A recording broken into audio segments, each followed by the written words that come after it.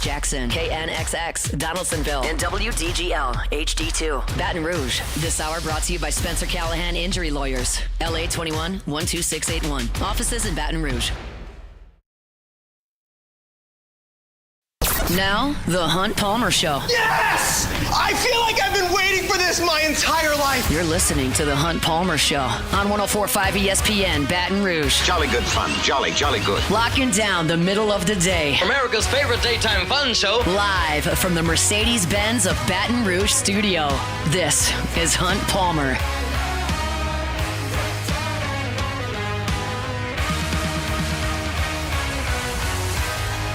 Welcome in! Hunt Palmer coming to you from the Mercedes-Benz of Baton Rouge studio downtown in the capital city on this Monday. Means we're brought to you by Gulf Coast Office Products. Hope your work week's off to a good start. Appreciate you hanging out with us here on 104.5 ESPN Baton Rouge. Got Jacob Beck and Cassie Spazzali back there on the ones and twos, and it was a full weekend down here in South Louisiana. We're talking about it over the next 2 hours. LSU basketball with an absolute thriller up in Norman. I'll give you my reaction to that. I haven't really spent much time on Kellen Moore's introductory press conference that we had last week, so I want to go through a couple of the bites from that in hour number 2 as well. And we got a lot of baseball to talk about as LSU got off to a good start over the weekend against Purdue Fort Wayne. So lock us in for the next couple of hours. We'll start this show the same way we start them all with our Genesis opening drive. It's time for Hunt's Opening Drive, presented by Genesis of Baton Rouge. No better time than the first Monday after a baseball weekend to make some massive overreactions, huh? That's generally what the first weekend will provide. Folks feeling like they've got everything figured out with the LSU baseball team. I get it. We've been anticipating the start of this season for a couple of months now. There is unprecedented access and information to the team preseason. I can remember back when I was going to scrimmages in 2011, 12, 13, not a lot of folks there, either from a media perspective or from a fan perspective. It was me and like some scouts were there. Now it's like an event, and everybody's got the information, and everybody has a really good feeling for what they're going to see on the field. And I think LSU showed a lot of that against Purdue Fort Wayne over the weekend. And it was a good weekend for LSU, make no mistake about it. But you really have to temper your takes when you look at a series against a team that is as overmatched as Purdue Fort Wayne was. I mean, their Saturday guy came out there and was throwing the ball 84 miles an hour, okay?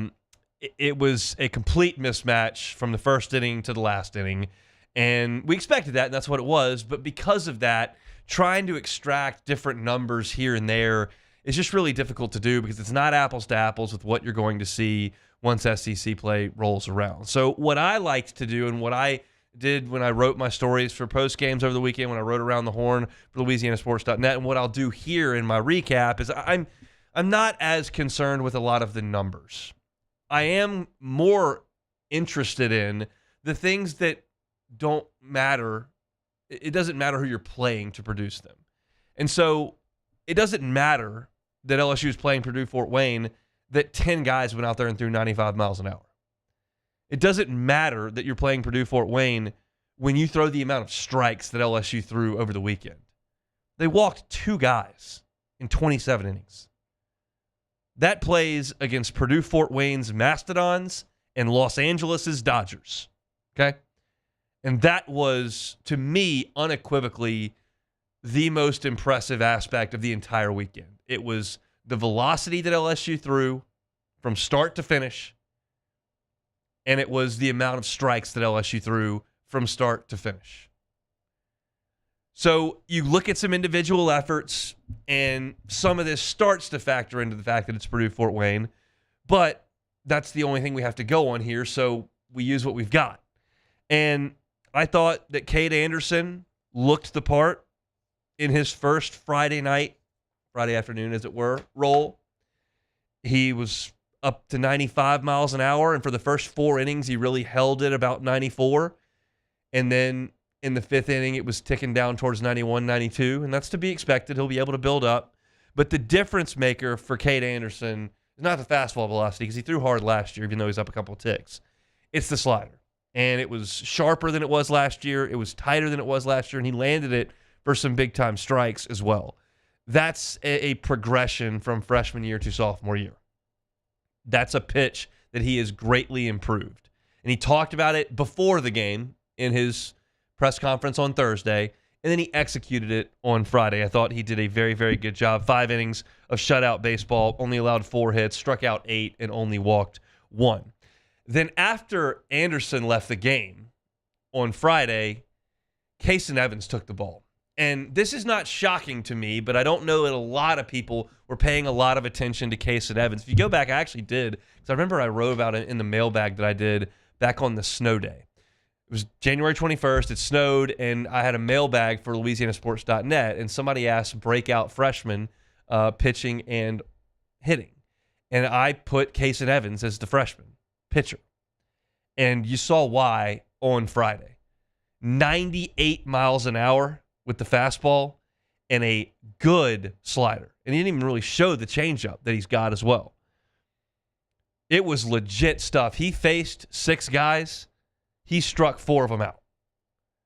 And again, a lot of that is who you're playing, but the radar gun's not. And the fact that he came out there and looked the way he did, it was noticeable when you went from Anderson to Evans. Just watching in person from the press box, it was noticeable that Evans' velocity ticked up from Anderson's. And Kate Anderson was throwing 95. So really impressive stuff from Kason Evans. And that kind of started a train that went through the late afternoon on Sunday of the 4 freshman pitchers really doing an outstanding job. Evans went out there for 2 innings. They were perfect. He struck out 4. Then Cooper Williams threw the 9th inning on Friday in a blowout. He struck out all 3 guys he faced. On Saturday, you saw Maverick Rizzi in the 9th inning, and yeah, it was 10-1, so maybe some people weren't paying attention, but Rizzi was throwing 97 with sink and a good slider. He pitched an inning, struck out 2, was perfect. And then William Schmidt got the baseball in the 7th inning on Sunday and was outstanding. He threw it over the plate. He threw that good breaking ball for a strike, and his velocity was up to 97 miles an hour. He threw 2 2/3, only allowed 1 hit, wasn't hit that hard, and struck out 4 without a walk. So those 4 guys were just uber impressive on the mound in their collegiate debuts. Then you go to Chase Shores, who I think is obviously important to mention here, coming back from Tommy John surgery, pitching for the first time since March of 2023. And I told you to temper expectations because what we saw in the scrimmages was a guy that was still trying to find some command. The velocity was good. He was throwing a lot of sliders in the fall to try to work on that. I asked Chase after the game on Sunday, like, how much work did you put in on that during your rehab and getting back to where you are? And he said it was a huge point of emphasis. Because if you're going to start, you can't just throw a bunch of fastballs. And really, as a reliever, as a freshman, he threw a lot of fastballs. And he threw some fastballs yesterday, but he threw a lot of sliders, and they were really good. And the fastball velocity was 98 miles an hour to start, up to 99. And that's awesome. And then he's commanding the slider, which is fantastic to see as well. And the velocity did tick down in the 5th, just like Anderson. He was down closer to 93, 94. And that's expected in the chilly February games. But the guys are going to build up and build up. And I thought Shores looked really, really good. 7 strikeouts, no walks, pitched out of a little bit of trouble, and got the punch outs when he needed them. I thought he was awesome. The other starter that we have not mentioned is Anthony Ianson. And Ianson, I don't know if he had his best stuff on Saturday. I've seen his breaking ball a little bit sharper than that. It was kind of loopy. And I think he's going to throw some of those get-me-over breaking balls, but I think there's a tighter version in there. I loved the split finger that he threw. I thought that looked really good, especially to left-handed hitters. It's got some good sink and run away from lefties. And the fastball was 95. And I was thinking to myself as I was watching the game on Saturday, and Anthony Ianson was throwing 95 miles an hour, sometimes 94, with a breaking ball and a splitter. And I was like, I'm watching him after yesterday having watched Kate Anderson and then really Kason Evans. And Ianson looks like a pitchability dude out there. And he kind of is. But I covered LSU not that long ago, like 14 years ago.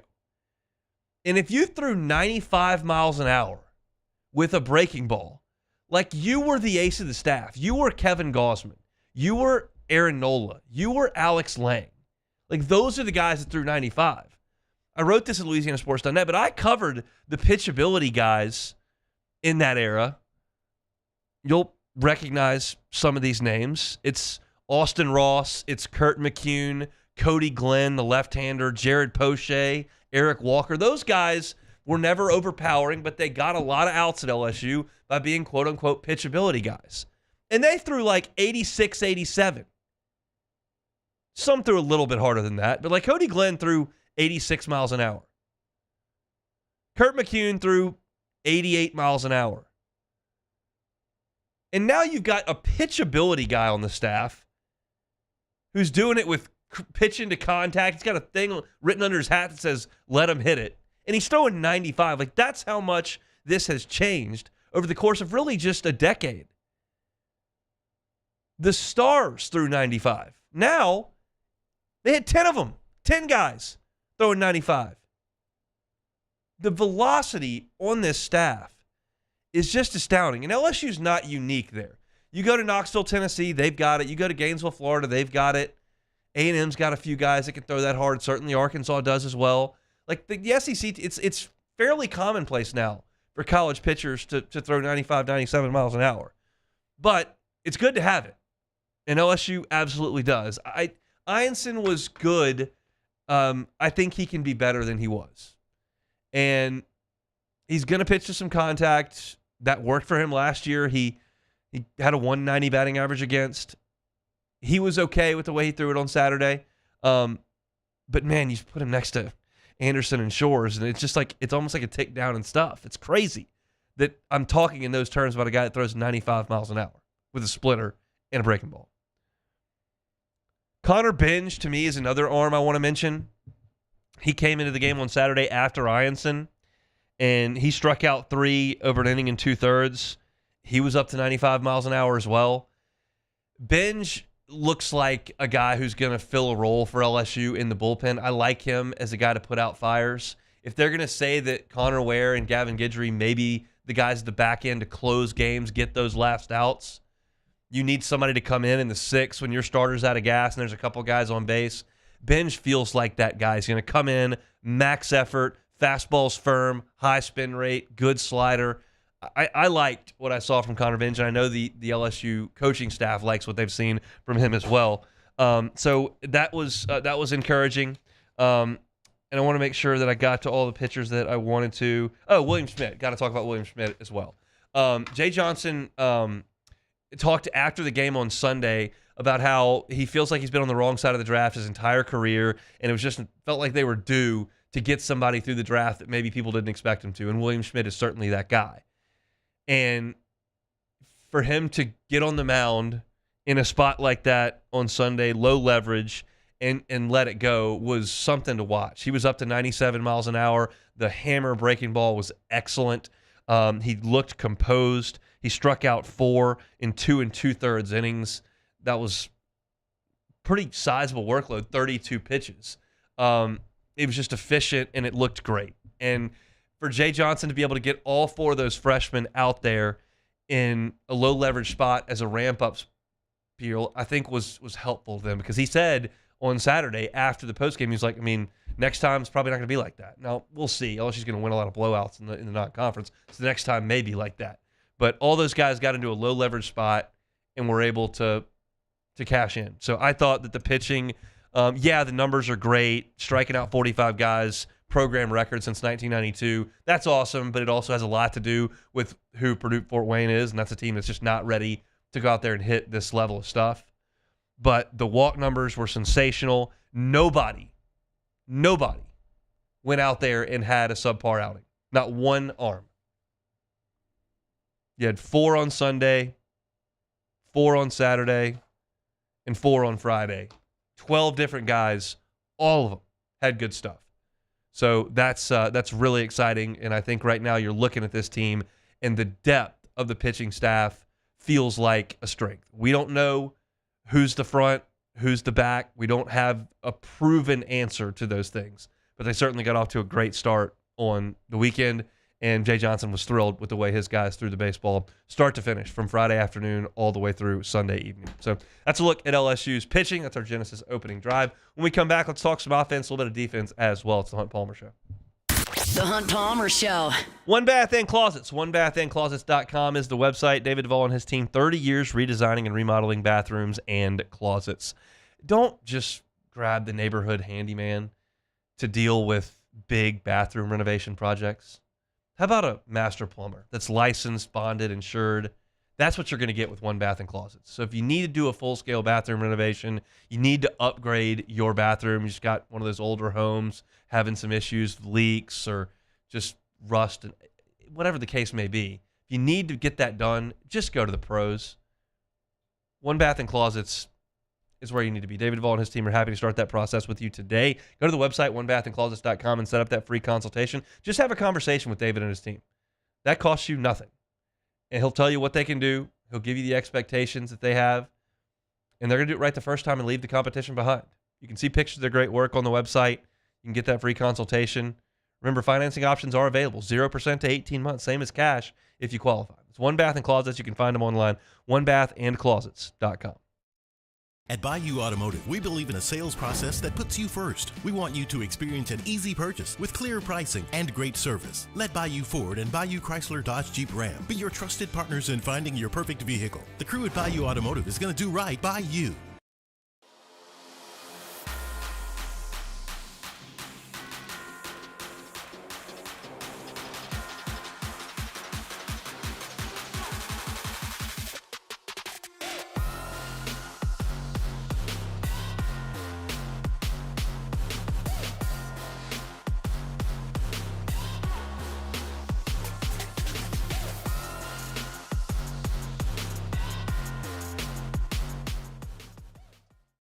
Looking for the ultimate game day experience? Come to the Queen Casino in Baton Rouge. Savor game day platters and snacks, plus drink specials at 1717 Kitchen and Cocktail. So come out for game day and let our team make you the MVP. The Queen Casino, where every moment is a win.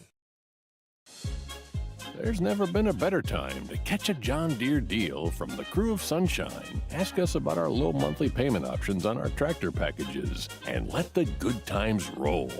With equipment strong enough to power one of the world's largest celebrations, we've got your needs covered too. Learn more about what it means to be powered by Sunshine at sunequip.com. Some restrictions apply. See dealer for details. Offer ends March 5th, 2025. Jerry and Benny Payne began Central Plumbing Company out of their driveway in Tanglewood Subdivision. 50 years later and 4 generations down the road, we continue to serve Baton Rouge and the surrounding areas for all of their plumbing needs. Residential, commercial, industrial, or hospitality, Central Plumbing is here 24/7, 365. We want to thank our customers, family, and friends for 50 years of success. And looking forward to 50 more. Crime has serious consequences, but anyone can make a mistake. If you find yourself in trouble with the law, know that you have rights, and it's okay to demand them. The law offices of O.C. Brown are here to protect you and your rights. Felony or misdemeanor, DUI or drug charge. No matter what crime you're accused of, you still have rights. Let the law offices of O.C. Brown uphold them. Call 225-343-1111. Your law firm for a lifetime.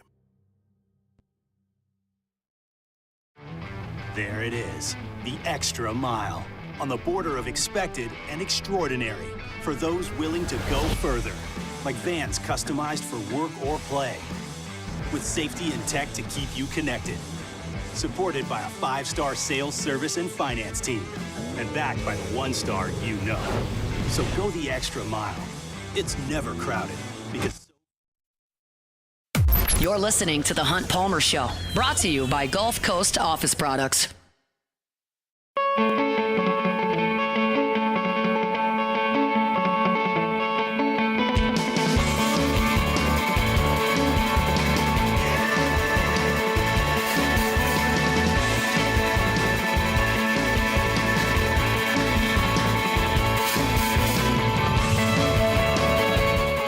talk some offense. LSU over the weekend scored a lot of runs.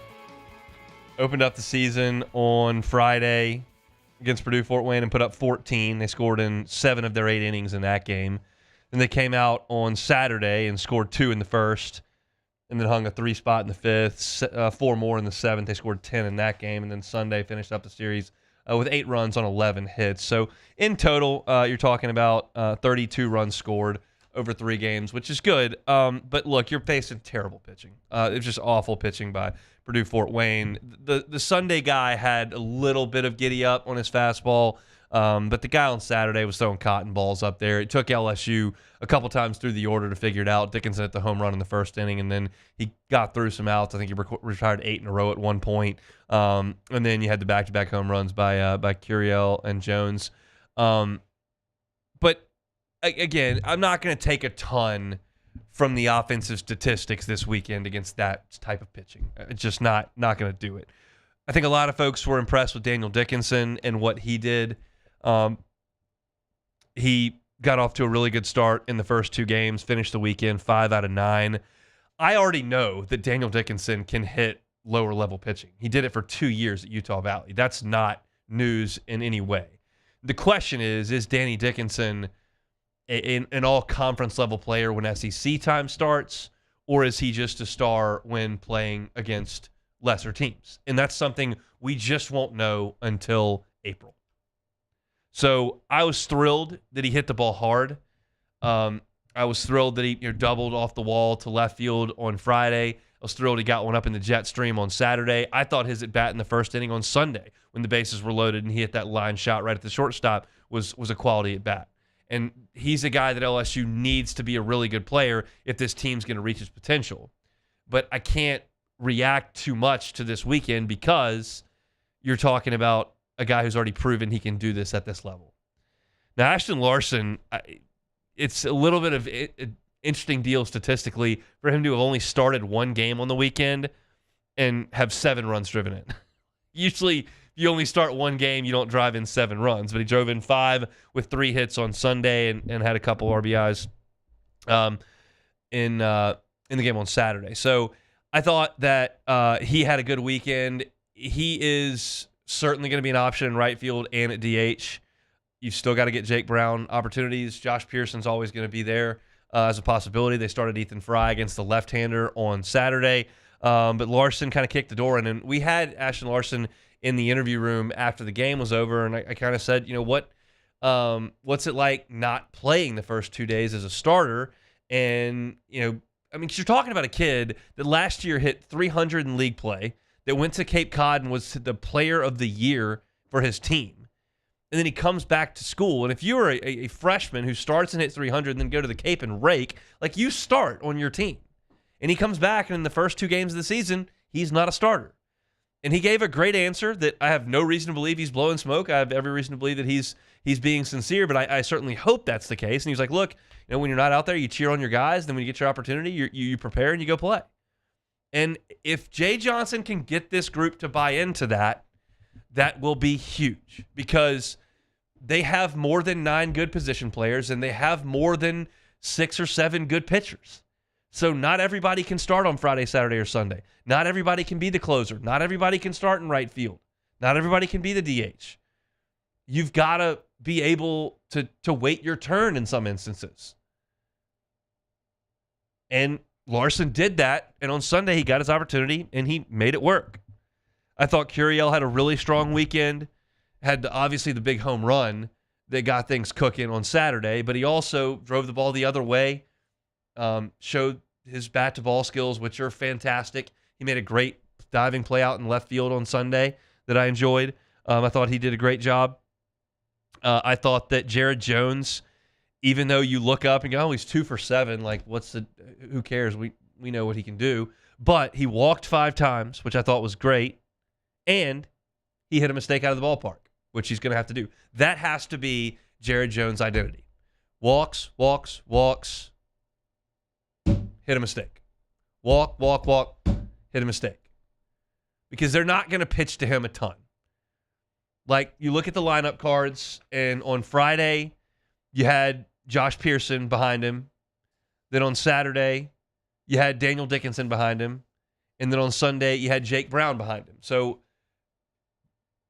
you saw Jay Johnson shake that lineup up. But in any event, there's just no one in that lineup today that strikes nearly as much fear into opposition as Jared Jones does. No one's even close. So that's incentive not to pitch to him very much. Now, you can try to stack the deck and you can try to get guys on base in front of him, so you have to pitch to him. You can try to put your best guys right behind him and hope they're productive and they strike a little bit of fear, but nobody's even close to his level when you're talking about a guy who just walks up. One, he looks like a transformer up there, and two, he's got the body work behind him. He hit 27 home runs last year. So he's going to have to be patient and take some walks, and he did that over the weekend for 5, and he also was hit by a pitch. And then he got his mistake on Saturday and drove it out of the ballpark. As far as the rest of the offense goes, I thought Stanfield had a good weekend, hit the ball hard a couple times.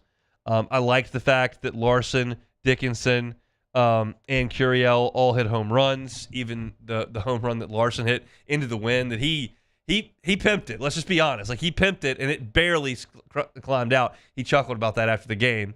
But I don't think you've got on this team 2 guys that are going to hit 20 home runs. You don't have, like last year with Texas A&M, they had Jay Slavielette and Braden Montgomery. Those are 20-homer guys.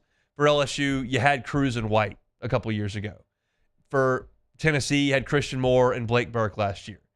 Wyatt Langford and Jack Caglione a couple years ago for Florida. Like, there's not, you don't have the second guy for Jared Jones. But if all these guys, if Dickinson and Curiel and Milam and Brown and Larson, if all those guys can be 9 to 11 home run guys, you've got enough power there. It doesn't manifest itself in those 2 huge presences, but you've got enough to get by, and they hit enough home runs over the weekend. Again, but I feel like I always have to come back to this. Like, we understand that this is bad pitching, and LSU knocked the cover off the ball for 4 weeks last year in the pre-conference and then went into conference play and couldn't swing the bats well enough at all against really good competition. So everything offensively is with a grain of salt. I know a lot of folks were a little concerned with LSU getting thrown out on the bases a good bit over the weekend. They're going to try to be aggressive. They're trying to take some extra bases. I think Dickinson got a bad jump when he tried to steal. Curiel, just good throw, good catch. Larson got thrown out on a cutoff and then threw behind him at first base on Sunday. Jay Johnson said in the postgame that's on the first base coach to be a little bit louder in a loud stadium to make sure that Larson, who's being aggressive, understands that ball can be cut and thrown back behind him, keep him closer to the base. However they want to handle that is fine. But I thought that LSU was good offensively. The defense, yes, it was helped by 45 strikeouts. Strike out 45 guys. There's not enough opportunities to make a lot of errors, but LSU's defense was completely clean. The only 2 errors they were charged with were a catcher's interference. I don't really care about that. And then DJ Primo picked up a swinging bunt and threw it away. I don't really care about that. So LSU's main 8 guys on defense did a really good job of making all the routine plays and a couple of difficult ones as well. You saw Derek Carroll make a great catch in the outfield, and also saw Stanfield on a great line drive that he caught coming on. So that was good. So, look, I thought the weekend was a success. We started with the pitching for a reason. I thought that was the story of the weekend, the depth, the velocity, the amount of strikes they threw. I thought on offense they were certainly good enough, created a lot of traffic, left the bases loaded twice on Sunday, but still managed to get those 11 hits and score those 8 runs. So I thought LSU was good over the weekend. It was a quality start to the season against a team that stinks. Like, that's as blunt as I can be about Purdue Fort Wayne. And look, it's not going to get any different next week. Omaha, who's the next team in here for a weekend series, went to Tulane over the weekend and got swept and gave up like 32 runs. So you got another bad baseball team coming in here to play over the weekend. It's just part of it in this time of the calendar. You got to work through the kinks, get a lot of guys some at-bats, get a lot of guys some mound time, try to figure out kind of who you are, and be ready to go once SEC play starts. You get a little bit of a tune-up in Frisco when you go there in a couple of weeks and play a little bit better competition. You're not playing, Texas A&M and Virginia, but you're playing a little bit better competition. We'll see how that goes. But right now, I think LSU's in a good spot, and Jay Johnson kind of reflected that in his press conference yesterday after the game finished up. All right, let's take a timeout. When we come back, let's talk some Saints. Hunt Palmer Show. The Hunt Palmer Show. Highland Insurance Group, HighlandIG.com is the website.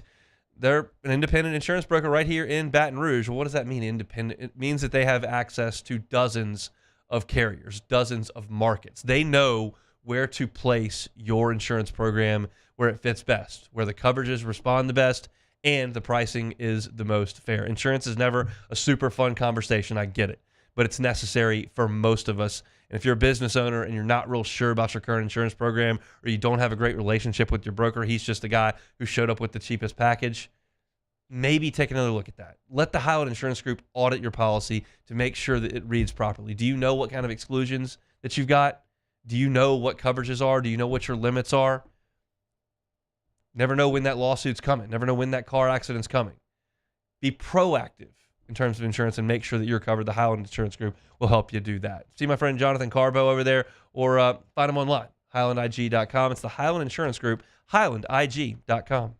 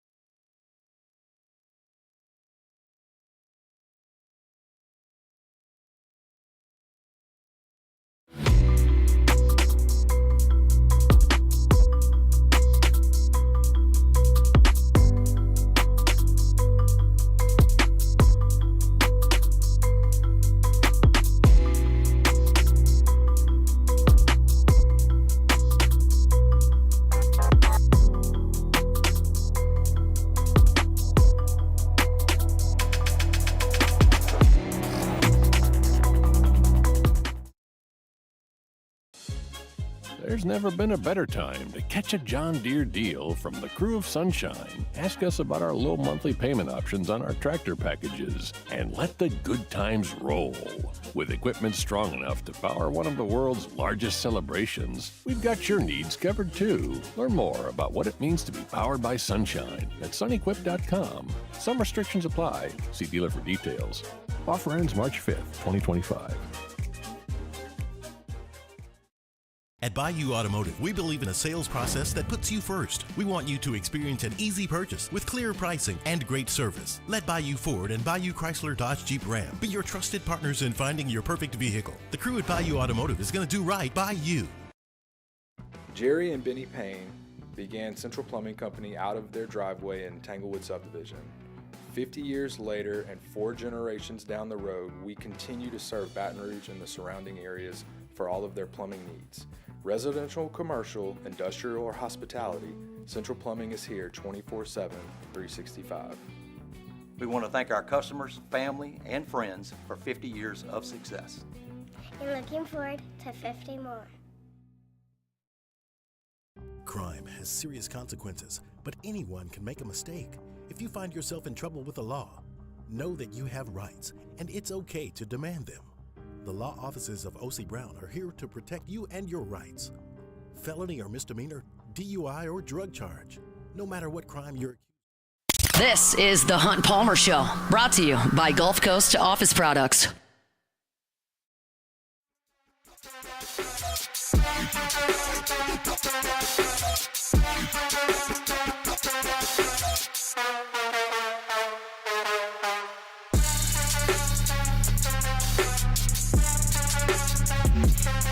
Monday show is brought to you by Gulf Coast Office Products. All your printing, scanning, copying needs, Gulf Coast Office Products. Shout out to our guy, Trey Beal. He's the best. No matter what you do, no matter what vertical market that you are in, the folks at Gulf Coast Office Products have clients in that vertical market, and they understand the needs, whether you're in healthcare, law, education, whether you're in banking, you're like us, media company.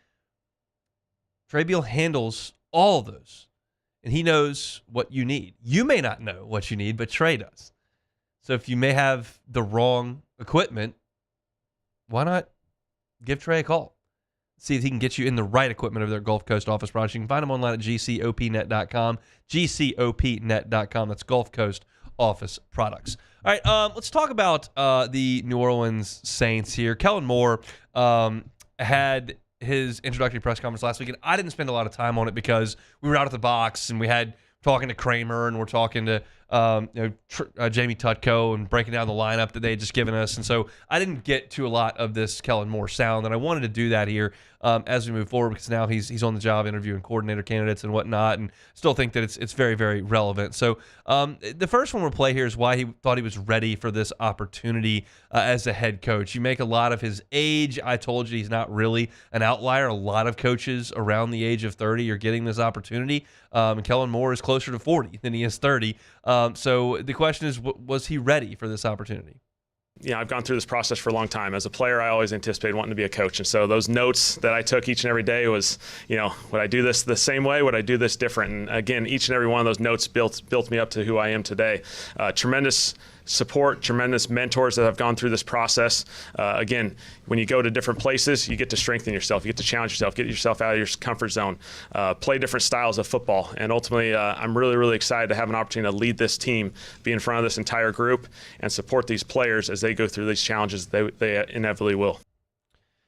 So, look, he's been prepping for this his entire life. It's not something he just kind of figured out at the end that he might want to look into this. This is something he's always wanted to do, and he's been preparing that way and has had a great opportunity and has been in NFL organizations now for a long time. So he'll get his shot. The thing that everybody really wanted to know about, though, and you've probably heard this bite by now, but I've got my thoughts on it, is what the situation becomes with Derek Carr. And before the Saints even hired a head coach, we knew that whoever they hired was going to have to be part of the decision-making on Derek Carr's future with the Saints. And so that conversation started in front of the media with Kellen Moore on Derek Carr.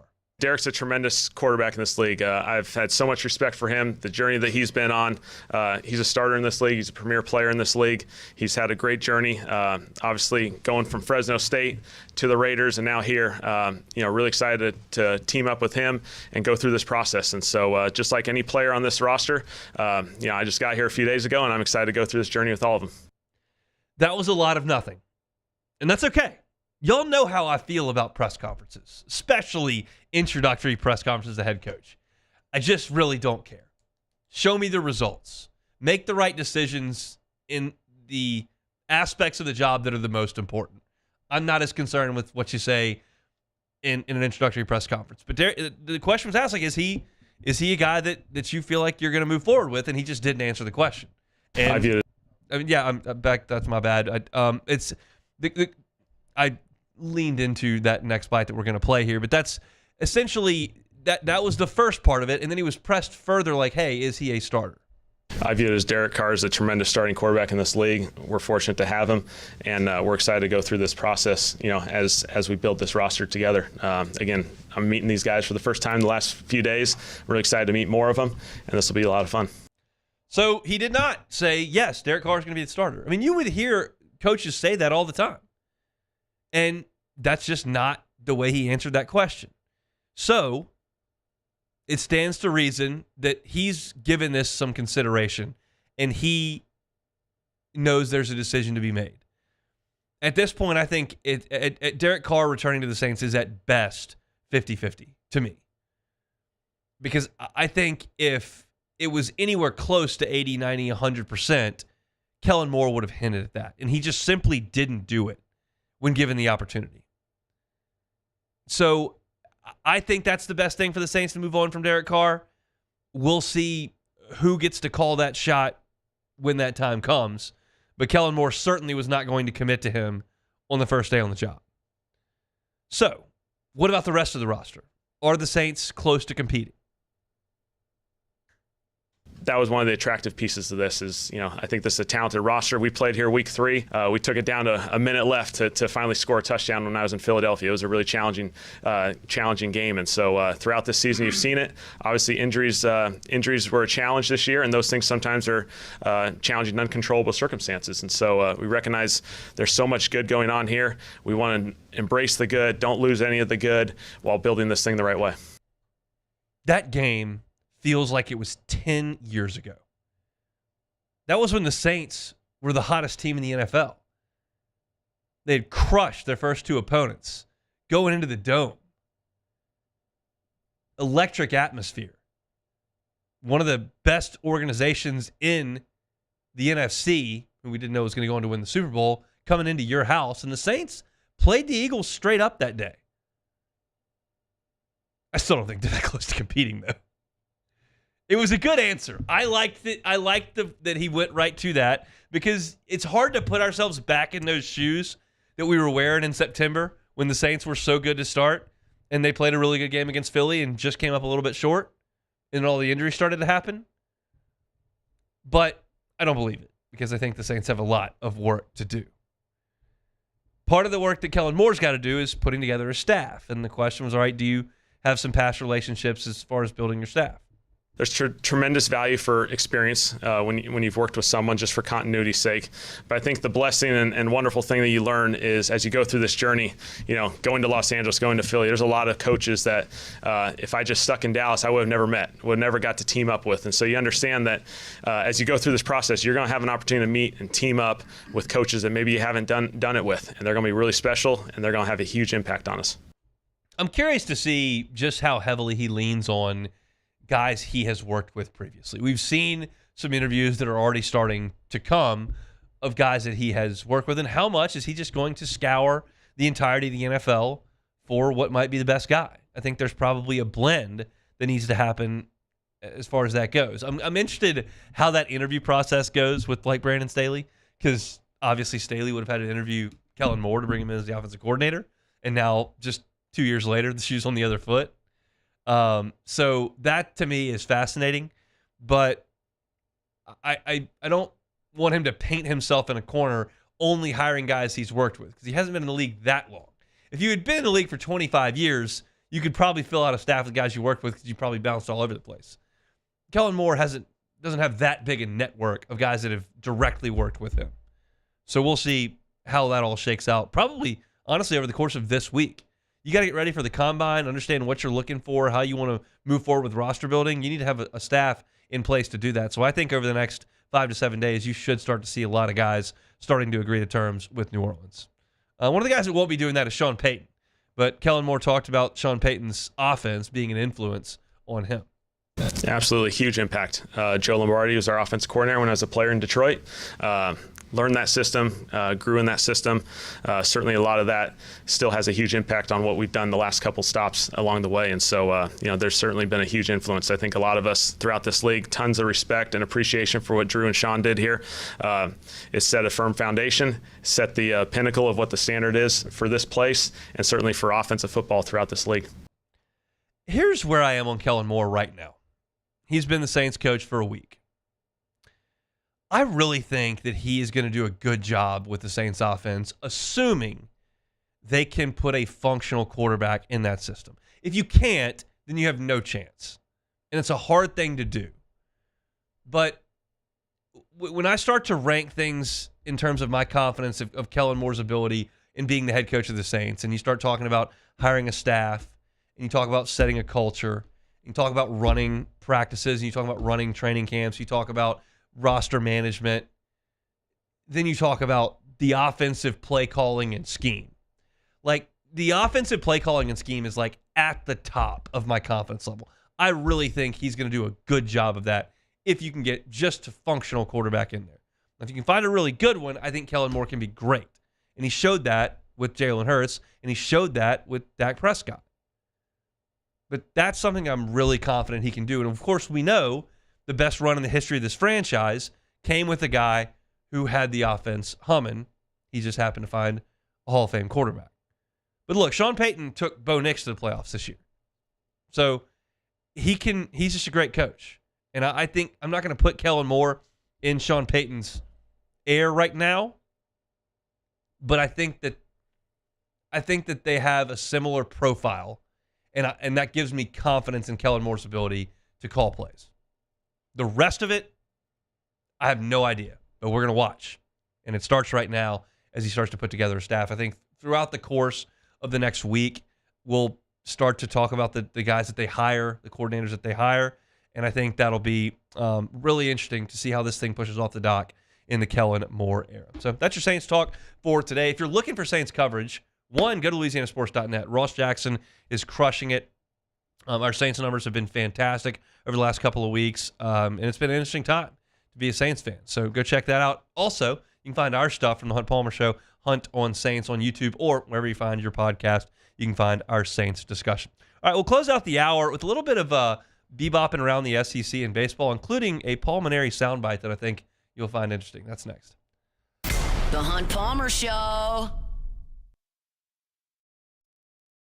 Need service now? Bayou Ford and Bayou Chrysler Dodge Jeep Ram can get you same-day appointments for service, and we offer pickup and delivery of your vehicle from New Orleans to Baton Rouge. If you need sales and service, the crew at Bayou Automotive is going to do right by you.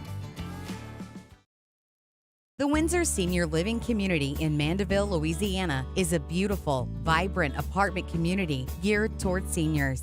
They are nestled right in the heart of Mandeville, where seniors live a more carefree lifestyle in spacious apartments with the peace of mind that comes from having a little extra help. Call the Windsor at 985-624-8040 to schedule a lunch and tour. Come see how the Windsor can be your passport to peace of mind. There's never been a better time to catch a John Deere deal from the crew of Sunshine. Ask us about our low monthly payment options on our tractor packages and let the good times roll. With equipment strong enough to power one of the world's largest celebrations, we've got your needs covered too. Learn more about what it means to be powered by Sunshine at sunequip.com. Some restrictions apply. See dealer for details. Offer ends March 5th, 2025. Jerry and Benny Payne began Central Plumbing Company out of their driveway in Tanglewood subdivision. 50 years later and 4 generations down the road, we continue to serve Baton Rouge and the surrounding areas for all of their plumbing needs. Residential, commercial, industrial, or hospitality, Central Plumbing is here 24/7, 365. We want to thank our customers, family, and friends for 50 years of success. And looking forward to 50 more. Crime has serious consequences, but anyone can make a mistake. If you find yourself in trouble with the law, know that you have rights, and it's okay to demand them. The law offices of O.C. Brown are here to protect you and your rights. Felony or misdemeanor, DUI or drug charge. No matter what crime you're accused of, you still have rights. Let the law offices of O.C. Brown uphold them. Call 225-343-1111. Your law firm for a lifetime. There it is, the extra mile, on the border of expected and extraordinary, for those willing to go further, like vans customized for work or play, with safety and tech to keep you connected, supported by a 5-star sales, service, and finance team, and backed by the 1-star you know. So go the extra mile. It's never crowded, because so few have what it takes to go there. Mercedes-Benz Vans. At Atmos Energy, our smart choice solutions help customers save energy and emissions with rebates up to $500 off high-efficiency natural gas appliances, smart thermostats, and weatherization upgrades. Together, we're fueling our energy future.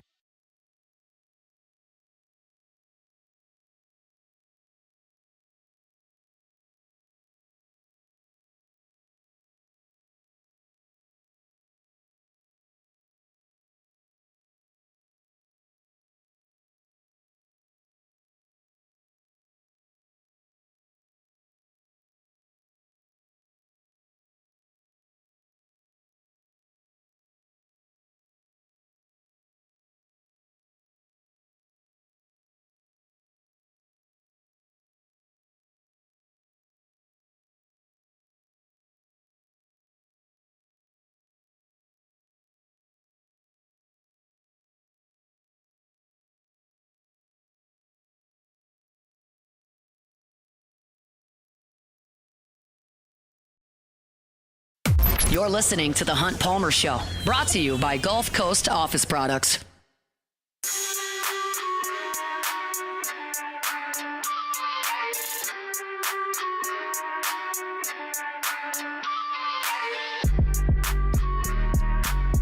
A lot of SEC teams got off to good starts over the weekend. Texas A&M swept Elon. Tennessee looked good in their 3-game sweep over the weekend. Ole Miss went to Arlington and got a pair of wins.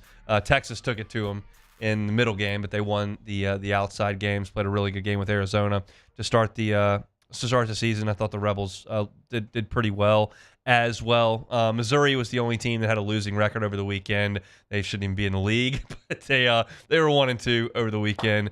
But it was a pretty uneventful SEC weekend as far as baseball goes. Not a lot to chew on, but I did find myself just over the course of trying to bebopping around and looking at the different scores over the weekend and some of the press conferences, and I found myself on Paul Maneri's press conference after South Carolina's season opening win. They played a really tight game with Sacred Heart. It was tied in the 8th inning, and South Carolina was able to nudge themselves ahead, and they won a good 5-3 game on opening day against Sacred Heart. Paul Maneri's first game coaching in 3 years. He had not coached a game, obviously, since LSU lost the Super Regional in Knoxville. And I found one of his comments to be quite humorous. I think you'll agree as well, and we'll play it here in a second. But for reference, South Carolina on Friday started a pitcher by the name of Dylan Eskew, and he threw 5 innings of 1-run baseball. He struck out 9 and didn't walk anybody. It was a really good outing by Dylan Eskew. And this is what Paul Maneri had to say about the key to the game for South Carolina on Friday. Will going forward, but we did enough offensively, to scratch a few runs across. The key to the game, though, for us, I think, was Dylan Cruz pitching out of that jam early in the game, and then Parker Marlott coming in and doing such a tremendous job. Well, that was close. If you missed that, the key to the game was Dylan Cruz pitching out of that jam. Dylan Eskew is who he was looking for there. I'm sure he would have loved it if Dylan Cruz was on his South Carolina team, but he's not. Ethan Petrie is, and he's good, just not quite as good as Dylan Cruz. I was listening to that on Friday evening at my house, and I just got a good chuckle out of that. A little Freudian slip there from Coach Maneri, who got off to a 3-0 start there with his South Carolina Gamecocks against Sacred Heart.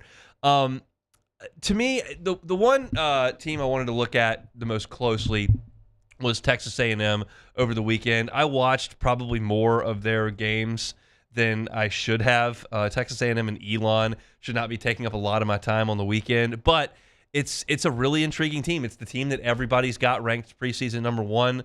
They've got the star power with Jay Slaviolette and Ryan Prager, and they're thought of as the most talented team in college baseball, and a team that a lot of people think will likely contend for a championship. And I just wanted to kind of take a look at them, and they were in some tight games with Elon, and then Elon couldn't quite get over the hump in the late innings, and the talent kind of took over for Texas A&M. Laviolette did hit a homer. Hayden Schott was really good for Texas A&M, and I'm a little bit interested in how Texas A&M pitches behind Ryan Prager. That's going to be their big key. And I thought those guys were just okay over the weekend. Justin Lampkin started one of those games. He was a starter for them a good bit last year, started some games in the College World Series. And I've just never been uber impressed with him. And against Elon, he threw 4 innings, gave up 6 hits and 3 runs. Now, he struck out 9, but I'm a little iffy on the back end of Texas A&M's pitching. And we'll talk to Joe Healy about it on Thursday when we have him on, and he'll give a more educated opinion than mine is. But I know Prager's good. He's not overpowering, but he's good. Lampkin, I've just always kind of thought was okay, and he was very much just okay over the weekend. So I would feel better about Texas A&M if I thought they really had a 1-2 punch at the top of the rotation.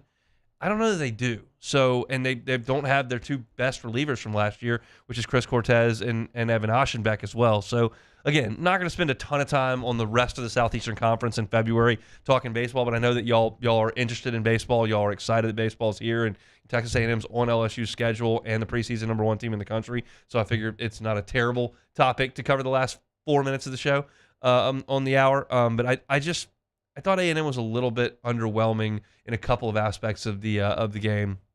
But they did get off and win all 3 games against an Elon program that's been pretty decent for the last couple of years. So that's a look at the Southeastern Conference, specifically the Aggies, on opening weekend.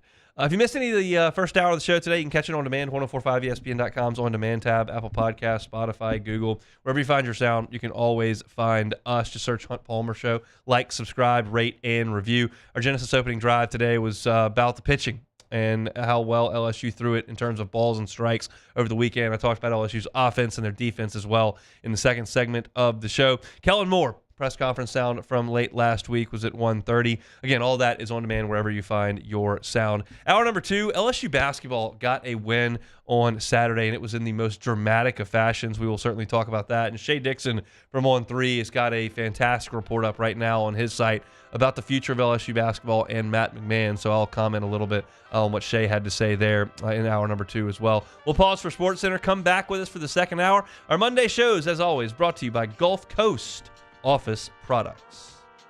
The Hunt Palmer Show. Genesis of Baton Rouge, genesisofbatonrouge.com. Every car that is on the lot is online at genesisofbatonrouge.com. 10-year, 100,000-mile warranty. That's as good as you're going to find in the industry. 10 years, 100,000 miles on that warranty. It's just part of being a Genesis driver. Also, not a bad gig, 3 years of complimentary maintenance on your new Genesis. 3 years. That's a long time. My kid's 3. I can tell you it's a long time. Complimentary maintenance on your new Genesis purchase. Plus, it can be valet complimentary maintenance. So they come to you. Got to get that oil change. Somebody like sitting on the service aisle forever waiting to see when they're going to get to your vehicle. It's not going to happen at Genesis of Baton Rouge. They'll take the car to the dealership. They'll get the service done. They'll bring it right back to you. It's a luxury vehicle at a reasonable price. They're on Airline at Piku. Go on by and see them. Visit with their brand ambassadors. Get behind the wheel. But you can always check them out and start your process at genesisofbatonrouge.com. genesisofbatonrouge.com. There it is, the extra mile, on the border of expected and extraordinary, for those willing to go further, like vans customized for work or play, with safety and tech to keep you connected, supported by a 5-star sales, service, and finance team, and backed by the 1-star you know. So go the extra mile. It's never crowded, because so few have what it takes to go there. Mercedes-Benz Vans. There's never been a better time to catch a John Deere deal from the crew of Sunshine. Ask us about our low monthly payment options on our tractor packages, and let the good times roll. With equipment strong enough to power one of the world's largest celebrations, we've got your needs covered too. Learn more about what it means to be powered by Sunshine at sunequip.com. Some restrictions apply. See dealer for details. Offer ends March 5th, 2025.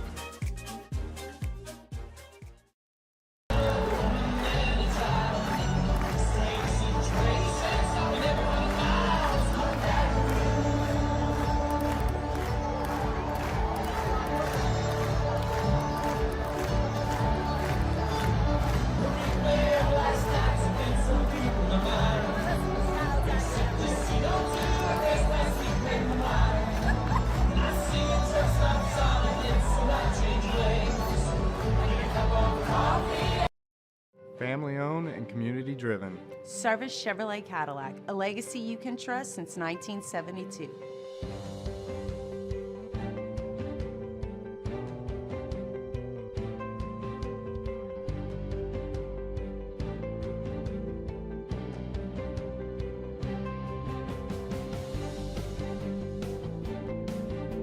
Service Chevrolet Cadillac, our family serving your family. For over 50 years.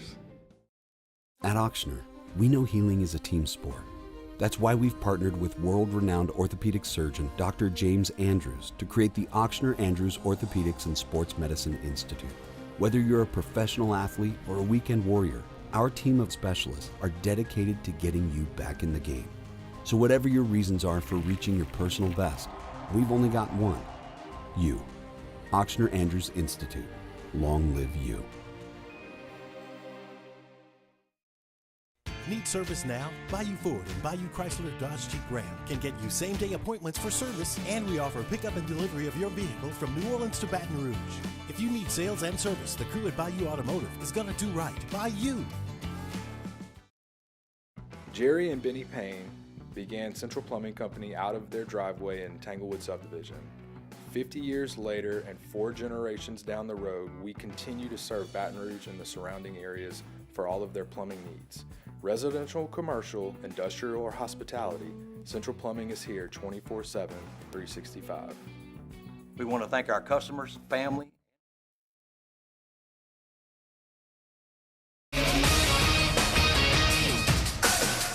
I'm Doug Brown. Round robin play at the Four Nations Face-Off wrapping up today in Boston after 2 periods.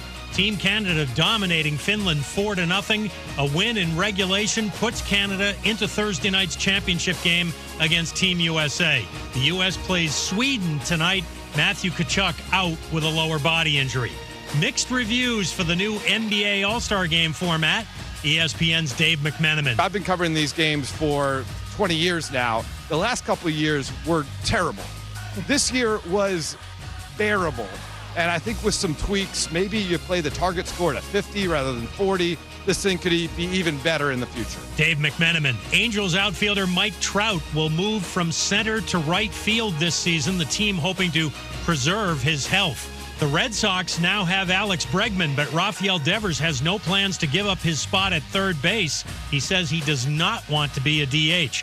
The A's signed manager Mark Kotsay to a contract extension through the 2028 season. Hey, it's your resident Super Bowl champ, Chris Canty. Coming up Tuesday, I'll tell you what the best and worst case scenarios are for quarterback-needy teams. It's Unsportsmanlike, 6 a.m. Eastern, right here on ESPN Radio, ESPN2, and ESPNU.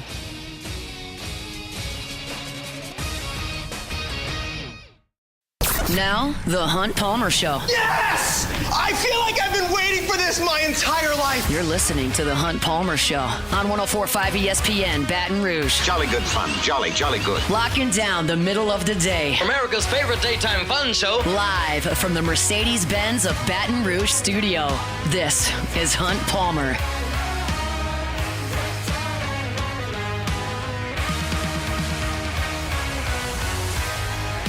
Hour number 2, Monday edition of the Hunt Palmer Show, presented by Gulf Coast Office Products. Hope your work week's off to a good start. Appreciate you hanging out with us here on 104.5 ESPN Baton Rouge. It was a really busy weekend in sports for LSU. Of course, the gymnastics squad, huge win over Oklahoma. Got softball with another winning weekend. Baseball gets off to a great start with a sweep. Huge women's basketball game on Sunday in Austin, where LSU just couldn't quite get it to the finish line against the Longhorns, who have secured some pretty impressive wins over the last couple of weeks, where they beat South Carolina and then beat LSU both in Austin. But also scoring a win this weekend was the LSU men's basketball team, and it was pretty unlikely. Not because they haven't won in a month, because they were trailing late.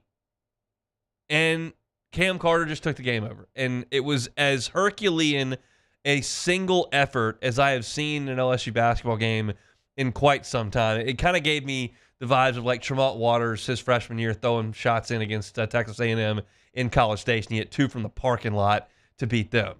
But this kind of had those types of vibes. And we know that Cam Carter is the best player on this team. We know that LSU needs him to be great to even have a chance at winning some games in this very difficult league.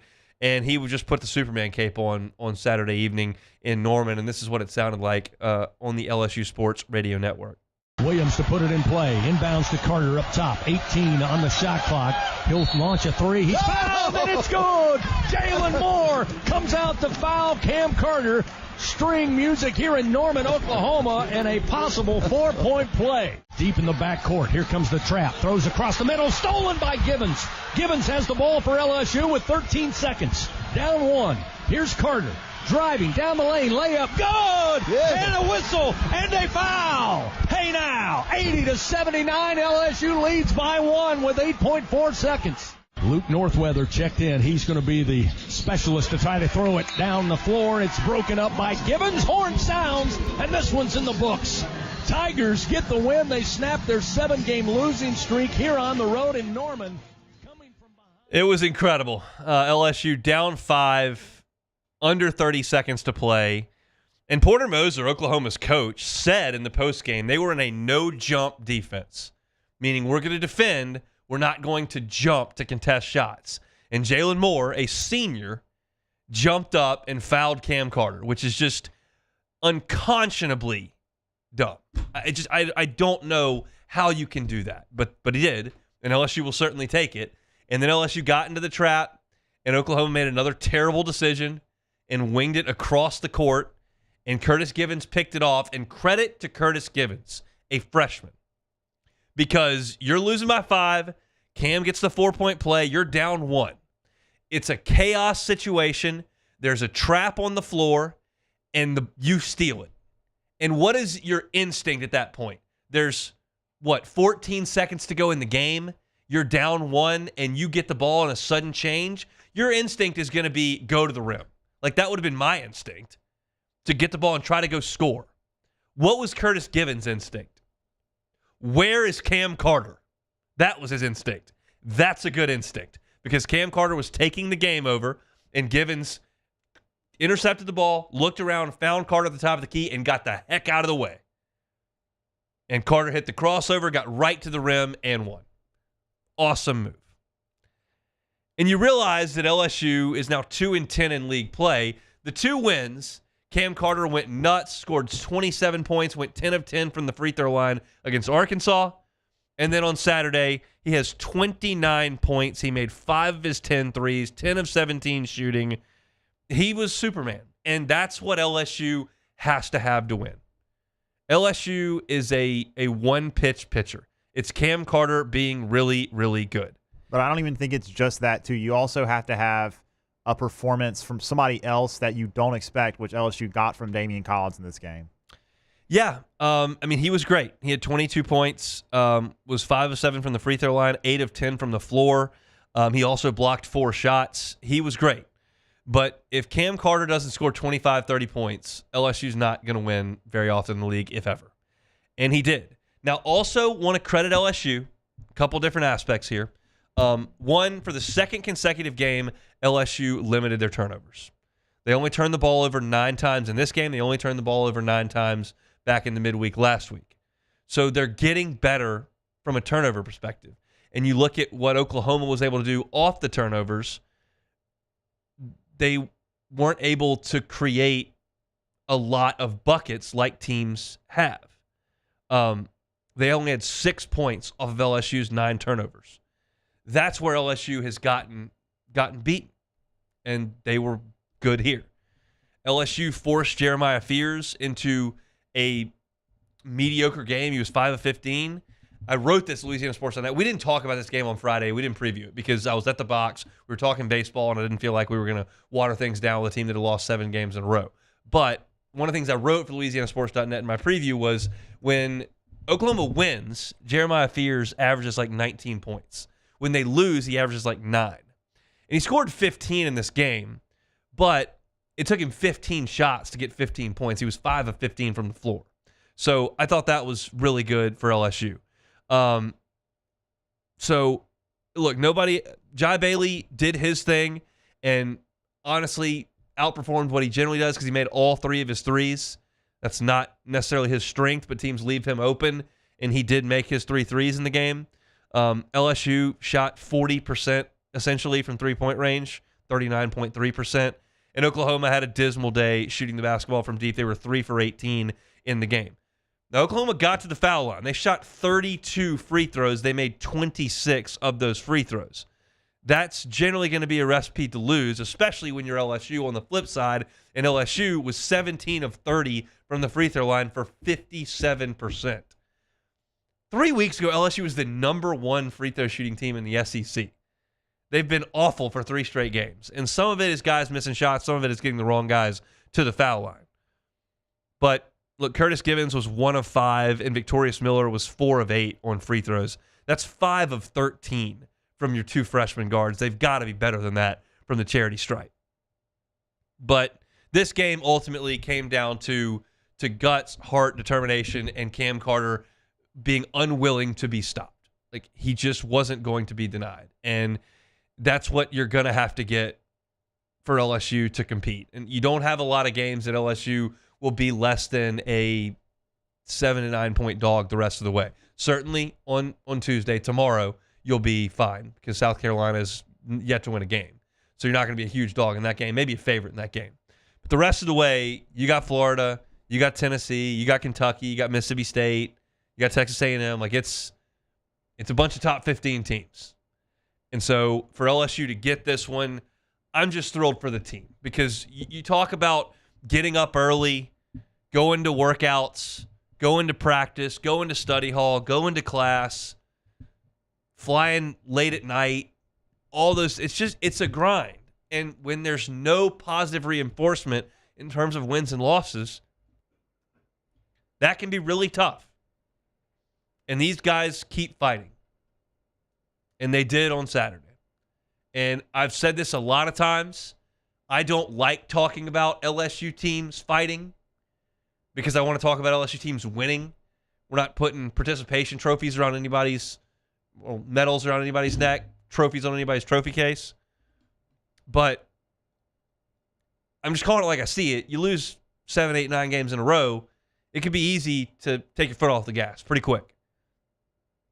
And LSU did the exact opposite of that on Saturday. Down 5, under 30 seconds to go. Carter makes the play. You get into the trap. Givens gets the steal, doesn't panic, gets the ball to Carter, does the right thing, get a bucket. LSU gets the stop on the other end, and you win the ball game. I think Porter Moser may be in some trouble in Norman based on their conference record and losing games like that at home. But LSU gets a win in Norman. The final score was 82-79, in about as dramatic a game as you will see. So that's some LSU basketball there, but we're not done with LSU basketball. We're not going to talk about this game anymore, but Shea Dixon did some reporting over at On3, and he put some numbers to name, image, and likeness. And he laid out what the future for LSU basketball looks like in the short term. And I want to react to all that when we come back. The Hunt Palmer Show.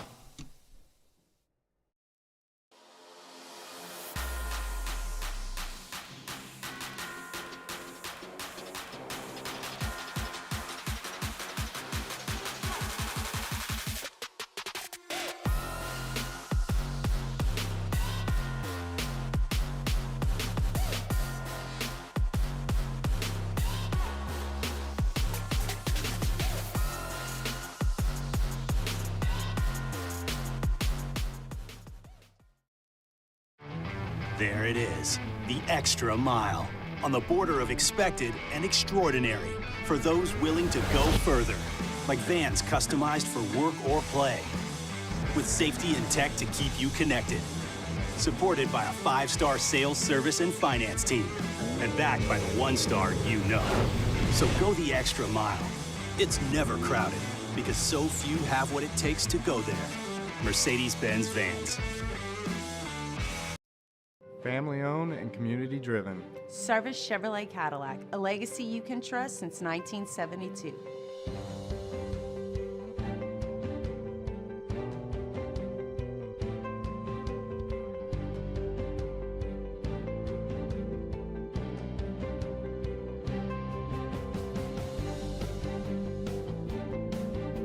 Service Chevrolet Cadillac, our family serving your family. For over 50 years. At Ochsner, we know healing is a team sport. That's why we've partnered with world-renowned orthopedic surgeon Dr. James Andrews to create the Ochsner Andrews Orthopedics and Sports Medicine Institute. Whether you're a professional athlete or a weekend warrior, our team of specialists are dedicated to getting you back in the game. So whatever your reasons are for reaching your personal best, we've only got one. You. Ochsner Andrews Institute. Long live you.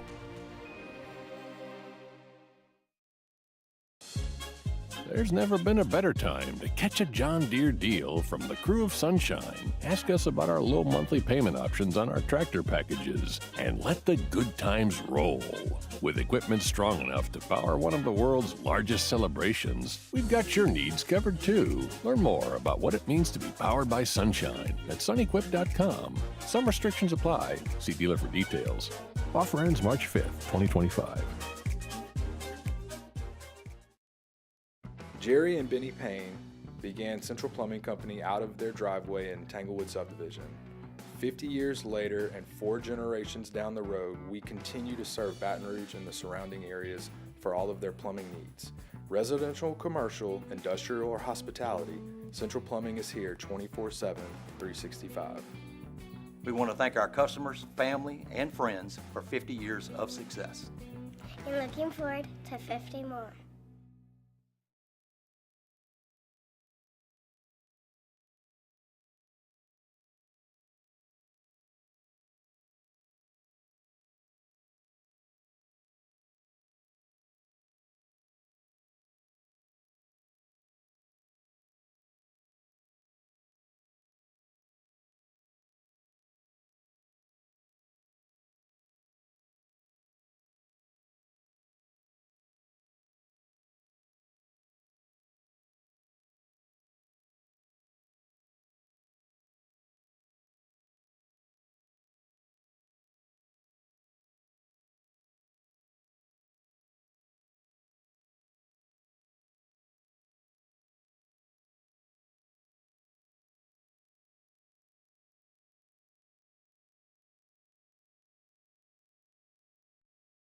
This is the Hunt Palmer Show, brought to you by Gulf Coast Office Products.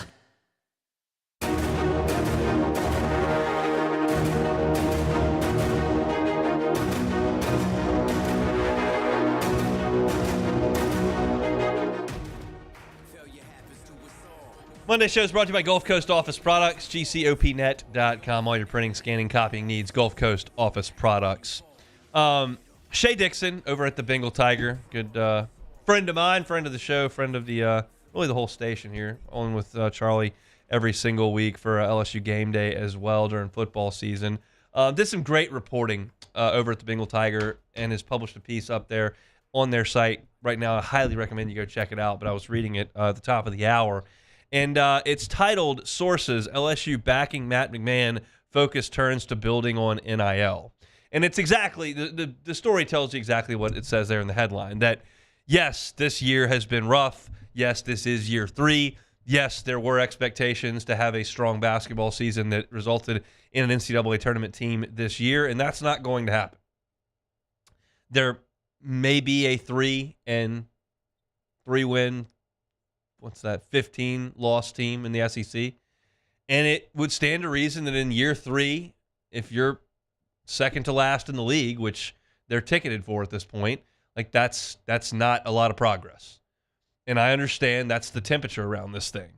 But as Shay writes, LSU is going to stick with Matt McMahon, and they're going to increase their commitment to NIL fundraising for basketball. And Shay writes that, like, look, Matt McMahon, before signing on to be the LSU head coach, was 31-3 and 18-0 in league play at Murray State. They were a 7 seed in the NCAA tournament. He built that program that included a few years of John Morant, but he, for 7 years, had good teams at Murray State.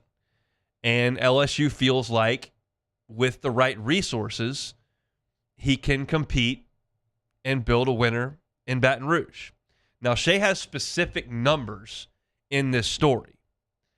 Says that LSU ranked 13th of 14 SEC programs entering last season, ahead of only South Carolina.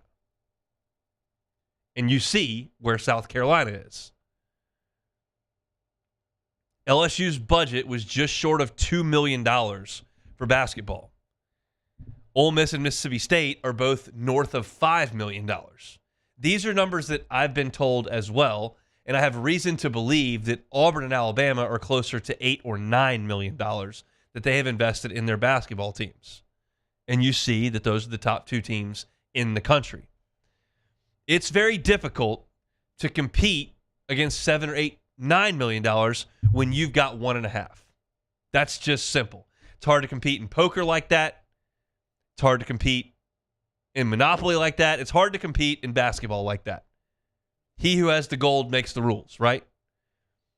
And we heard Brian Kelly get up there and say last summer, like, we're not going to buy players.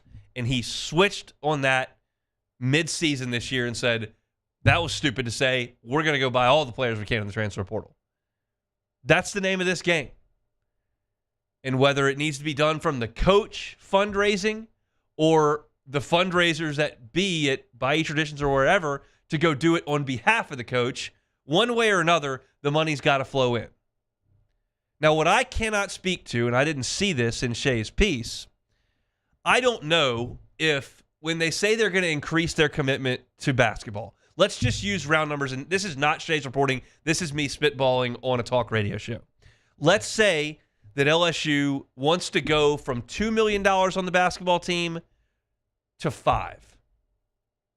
The question that I would have is this $3 million new dollars that need to come in? Or are you taking 1.5 from football and 1.5 from baseball to make your 3 for basketball? That's a question, and I don't know the answer to that. I don't know how any of that works. I'm so comfortable sitting here telling you about the decision-making that LSU made in the last 2 minutes of that basketball game on Saturday. I'm so comfortable evaluating LSU's freshman pitchers over the weekend. I feel like I know what I'm talking about. I have an opinion. I have a historical perspective, and I can offer you information and opinion that I think is reasonable. I have no idea how some of this behind-the-scenes NIL stuff works. I just don't know. So I have a hard time analyzing it and knowing who to criticize or what side to take. Like, I'm just being honest with you. I don't know. My guess is if you polled 50 LSU fans, if you told them, do you want to take $2 million out of the football budget and $1 million out of the baseball budget to put it into men's basketball, I'm guessing the majority of those fans would say no. Leave it with football, leave it with baseball. That's what I think. But I don't know if Bayou Traditions is capable of just going to get the extra $3 million and not touching anything that baseball and football have. I don't know. So, like, how am I supposed to evaluate that? I don't know whether or not it's Matt McMahon's responsibility to get out there and shake those trees and make that money come in, or if it's somebody else's job and he's just got to deal with the amount of money that he's got. I don't know the answer to that. I don't know how aggressive he is in raising money. And so how am I supposed to evaluate that? The easy thing to evaluate is there what looks like it's going to be a 3-15 record. That's easy to evaluate, and that's not good enough. The answer to why they're 3-15 is more complicated. How much is NIL? How much is motivation from the coach? How much is Jalen Reed getting hurt? How much is Tyrell Ward quitting? I don't know. I don't know some of those things. And that's what makes this a little bit tougher. In a pre-NIL system, you could just say, well, the product's not good enough. But a great coach playing with essentially one hand behind his back because he doesn't have the money is not going to be able to compete in this era. That's just the facts. And so clearly LSU, who does have access to all this information that I'm telling you that I don't, they know how aggressive he is in fundraising. They know whose job it is to do the fundraising. They know how that's gone. And they know where this extra money has got to come from. And with all that information that they have, that I don't have, they're suggesting we're going to stick with Matt McMahon and we're going to get more aggressive with NIL fundraising. He's got 3 guys signed in this class. He's got a point guard, he's got a shooting guard, and he's got a forward. Gilhul, Mosley, and Reese. And then you got to go in the portal because you're going to lose Jordan Sears. You're going to lose Cam Carter. Those guys are going to be moving on for eligibility reasons. And then you'll see what the rest of the guys kind of do that you count on. What does Victorious Miller do? What does Curtis Givens do? What does Robert Miller do? Is Jalen Reed ready to come back? Not going to have what does Davian Collins do? I don't know. It's hard to, you can't really determine what the roster is going to look like next year. But you can commit to spending more on it. And then the last part of this whole thing is, why are they making this decision ultimately? Is it because they feel like Matt McMahon is the guy to get the job done and they have to back him more? Or is it because it's less expensive to beef up that NIL spend than it is to buy out the coaching staff and go hire a new one? And I don't know. I don't know the answer to that. But Shay's got interesting numbers there that suggest that LSU is the bottom of the barrel in NIL spending in basketball. They're committed to putting more resources into it, and they think Matt McMahon's the guy that can coach them out of it. And I don't know what the answer is there. I was comfortable with the trajectory going from whatever it was in year one to that 9-9 team in year two. This has been really disappointing. But I also understand that if you massively cut the budget, which in this case is not cutting it, it's just not stacking up, you're going to have almost an impossible time winning in this era of collegiate athletics. So I like Matt McMahon a lot. He's always been great to me. I interview him once a year on the pregame show for LSU for football, and he's been awesome. He's a great guy, and he did a good job coaching last year's team. Everyone knows, including him, that this year is not good enough. And if the fix is we just got to spend some more money on it, well, let's see how that works. And I'm curious what that looks like as far as transfers that LSU can land to upgrade this thing. Because you can turn it in an instant, in one off season, if you push the right buttons. You don't have to build slowly anymore. I know this is going to be year 4 for him, but you can get 3 massive impact guys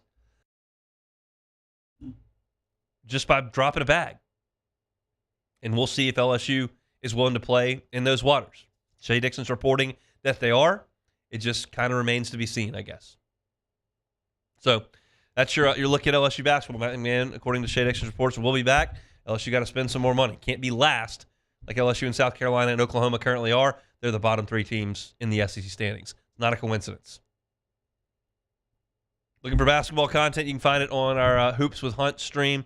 Find that on wherever you find your podcast. Just search Hoops with Hunt. All our basketball content is there all year long. When we come back, LSU got eyes on a 4-star wide receiver from Texas with Louisiana ties. We'll tell you who and what LSU's shots are to land him. That's all coming up next. The Hunt Palmer Show. Audio Video Security Solutions, avssla.com is the website. You golfer? Got any golfers in your house? How about a golf simulator? They do it at Audio Video Security Solutions. Mitchell Fisher and his team love installing those golf simulators. Got to have a little bit of room, and you got to go get the simulator. But once you make that happen, Mitchell Fisher and his team are happy to install it for you. Makes it so easy to practice, play games. I love hitting on those golf simulators. You can play Augusta or Pebble Beach. Just work on your game. If you're looking to do that, call Mitchell Fisher. Say, hey, I'm not really sure where to start with this whole golf simulator thing. Don't help with that. They'd be happy to. You can check them out online at avssla.com. Their Instagram is always a great resource as well. AVSS_BR is the Instagram feed. Give them a follow. Check out some of their awesome content they've got over there on the gram. It's Mitchell Fisher and his team. Great local company. Been fantastic to us in the Palmer House, and they can be the exact same for you. It's Audio Video Security Solutions. Check them out online, avssla.com. There it is, the extra mile, on the border of expected and extraordinary, for those willing to go further, like vans customized for work or play, with safety and tech to keep you connected, supported by a 5-star sales, service, and finance team, and backed by the 1-star you know. So go the extra mile. It's never crowded, because so few have what it takes to go there. Mercedes-Benz Vans.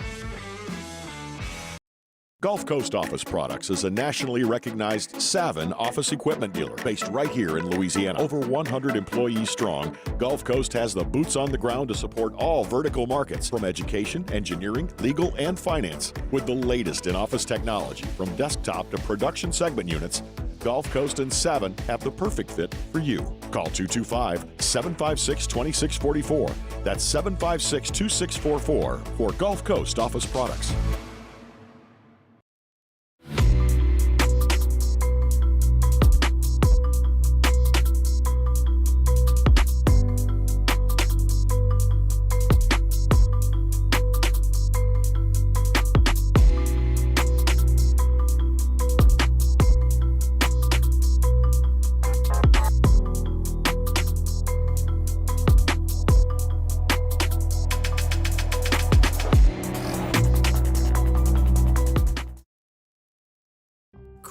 Serious consequences, but anyone can make a mistake. If you find yourself in trouble with the law, know that you have rights, and it's okay to demand them. The law offices of O.C. Brown are here to protect you and your rights. Felony or misdemeanor, DUI or drug charge. No matter what crime you're accused of, you still have rights. Let the law offices of O.C. Brown uphold them. Call 225-343-1111. Your law firm for a lifetime. Family owned and community driven. Service Chevrolet Cadillac, a legacy you can trust since 1972.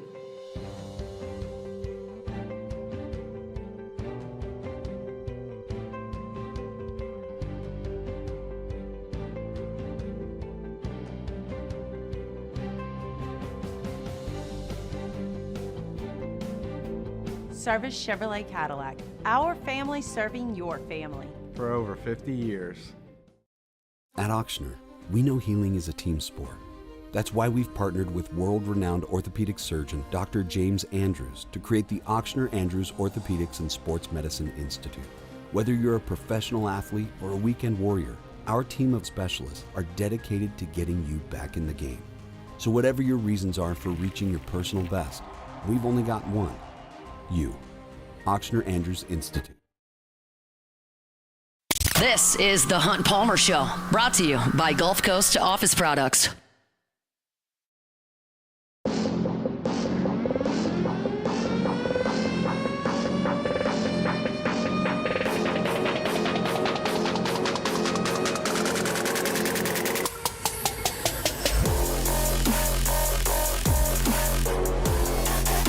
Let's talk a little bit of football recruiting here.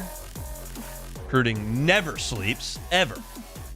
And in some cases, the process gets moved along very, very quickly, and that's been the case for a elite prospect out of DeSoto, Texas, Ethan Booby Feaster, a wide receiver, consensus top 10 wide receiver in the country. Some think a top 10 player in the state of Texas, who was a 2027 prospect, but is now reclassified to 2026.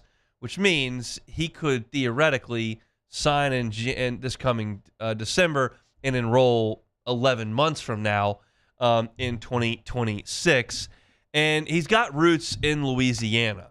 He, of course, as I mentioned, he plays at DeSoto in Texas, but he considers himself from Louisiana.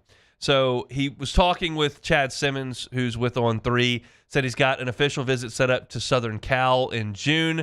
LSU will be June 20th. And then he's got Texas and Texas A&M as well. That's the top four. So you've got the two in-state programs in Texas and Texas A&M. You've got the team out west in USC, and then you've got LSU. He told Chad Simmons that's probably the only visits that he's going to take. He quoted here in the story saying, "I'm from Louisiana, love the staff at LSU. A lot of the staff is from Louisiana. They're not looking to leave, and that's important. Coaches are leaving a lot now for the NFL, so what staff is expected to be there and stay there, that means a lot." So that's a good thing to hear, because you feel like LSU's Louisiana guys are kind of in it for the long haul. I don't see Frank Wilson and Brad Davis moving along really quickly. I mean, they kind of have the job that they want. It's in their hometown or home state in Wilson's case. And Wilson's already done the head coaching thing now back at LSU. He'd have to take a pretty sizable pay decrease go back and be like an FCS head coach like he was at McNeese. So you feel, I don't know how long Joe Sloan's going to be at LSU. I don't know how long Cortez Hankton's going to be at LSU. But those two guys that are on LSU staff should be there for the long haul. And so we'll see. That could be a feather in LSU's cap. Feaster is 6 feet tall. He's about 175 pounds. But keep in mind, like, he's supposed to be a high school junior right now. He's supposed to be a high school sophomore right now. And there's a lot of development that can go on. But he's really fast. He's really quick.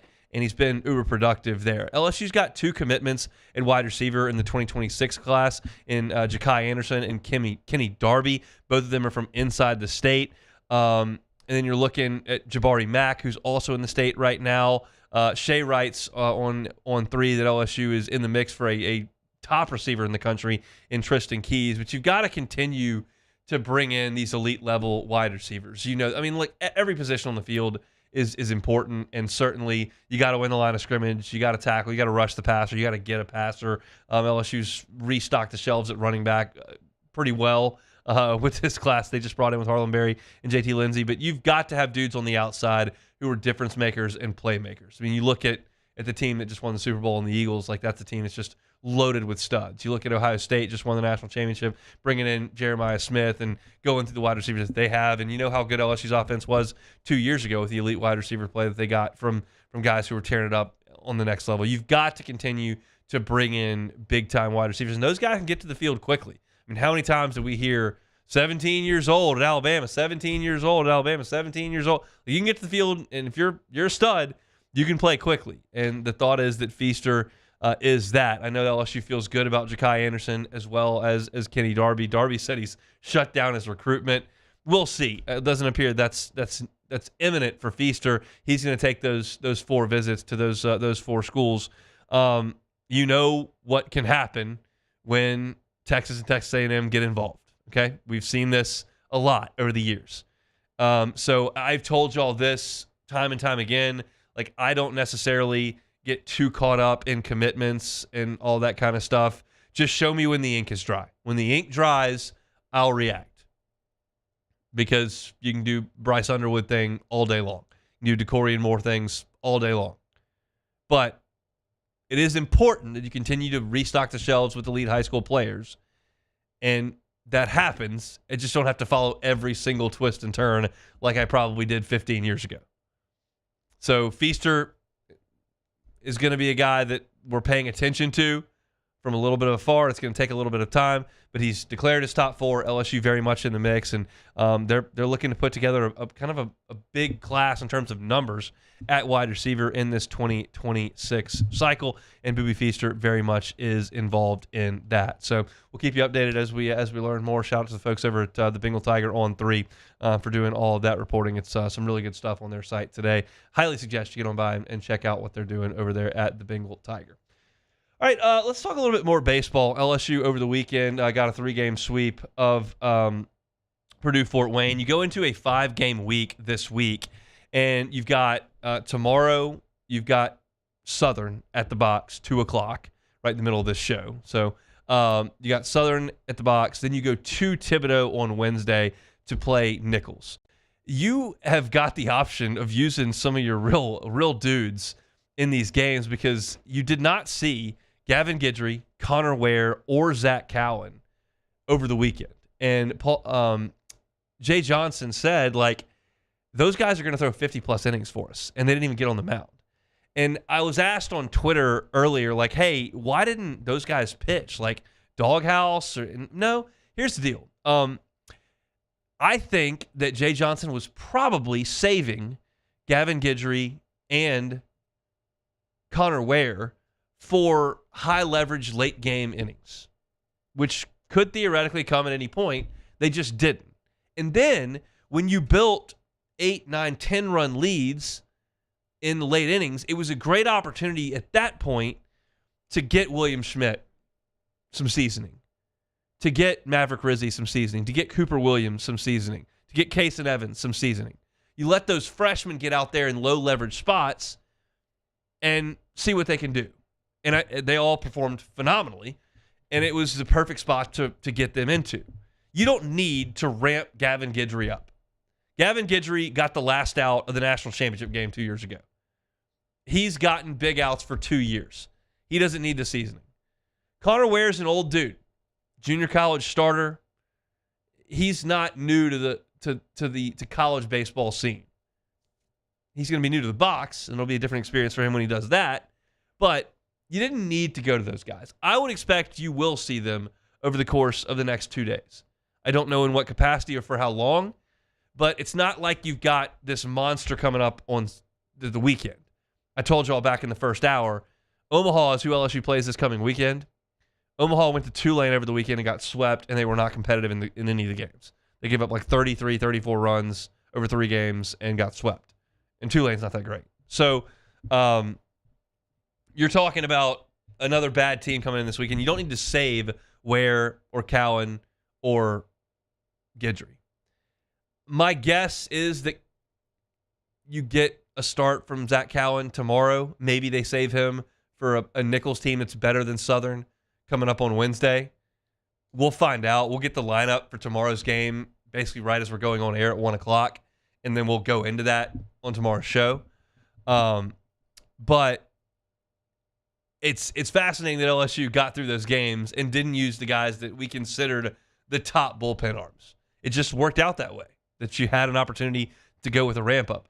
Jay Johnson said, and it was interesting, back on Saturday, that he told Maverick Rizzi that there probably wasn't going to be a ramp-up for him. Like, you may have to just go into a big spot for your first outing. They got lucky, well, fortunate, that they went out and hammered Purdue Fort Wayne and created the opportunity that they could go ahead and get those guys some seasoning. But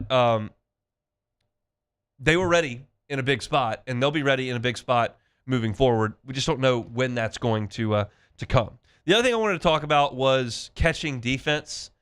I thought that LSU was okay catching defense. You did have the one wild pitch that got by Cade Arambidi to play to run. That's one that I'd like to see the catcher block up. It was a tough play, but that did create a run. Other than that, they were pretty good blocking the ball and receiving the ball. It's not elite. It's not great, but it wasn't a disaster. I had concerns entering the weekend that it could be disastrous because I had seen enough scrimmages to know that, like, man, they're kind of fighting it a little bit behind the dish. And Jay's feeding those guys confidence, and he's playing a number of guys. You saw 2 starts over the weekend for Luis Hernandez, 1 for Cade Arambidi. Blaze Priester got in there and caught a little bit as well. So he's trying to keep guys as fresh as possible behind the dish, and I think you'll see that continue as the season continues. But I'll be keeping a close eye on catching defense really throughout because there are probably going to be some games where it's a struggle because you just don't have a true defensive catcher on the roster right now that's ready to be an elite defender. I think that Hernandez can get better. I think Cade Arambidi is absolutely going to get better. But it's something to watch, catching defense, for sure. And we'll certainly do that as we move forward. All right, 1 segment to go. We'll play some Take It or Leave It, and that'll do it. You're listening to a Monday edition of The Hunt Palmer Show. The Hunt Palmer Show. Genesis of Baton Rouge, genesisofbatonrouge.com is that website. Safety's important. IIHA Top Safety Award. Every vehicle on the Genesis line got it. Some were Top Safety Picks Plus. They do not take shortcuts with safety. You can get behind the wheel and you can see how comfortable it is. You can see how stylish it is. All the bells and whistles that you could want from the entry level to the highest end vehicle over at Genesis of Baton Rouge. But the safety is the same because they know how important that is to the car buyer. So if you're looking for a new automobile, you haven't thought about Genesis, I highly, highly recommend you give them a shot. Get on by at Airline near PQ. They're across from Women's Hospital. Just drop in. Tell them the Hunt Palmer Show sent you. Let one of their brand ambassadors get you behind the wheel. You'll see what the difference is. It's Genesis of Baton Rouge. You can find every car that is on the lot online at genesisofbatonrouge.com. At Auctioner, we know healing is a team sport. That's why we've partnered with world-renowned orthopedic surgeon Dr. James Andrews to create the Auctioner Andrews Orthopedics and Sports Medicine Institute. Whether you're a professional athlete or a weekend warrior, our team of specialists are dedicated to getting you back in the game. So whatever your reasons are for reaching your personal best, we've only got one. You. Ochsner Andrews Institute. Long live you. The Windsor Senior Living Community in Mandeville, Louisiana is a beautiful, vibrant apartment community geared toward seniors.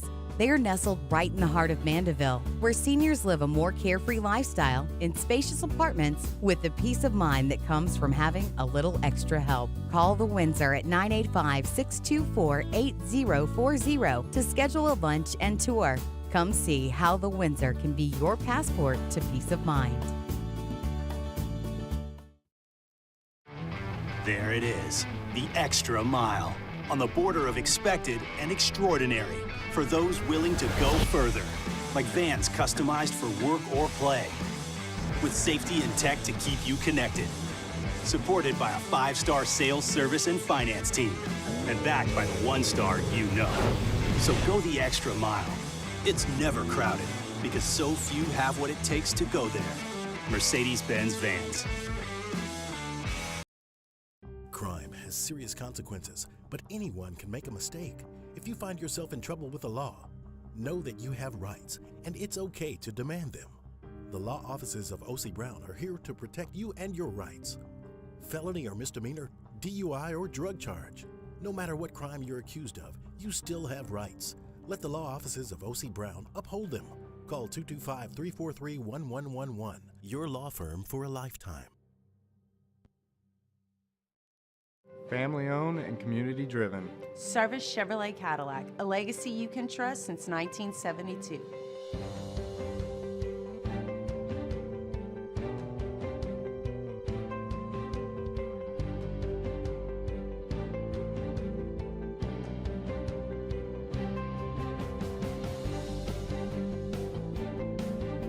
Service Chevrolet Cadillac, our family serving your family. For over 50 years.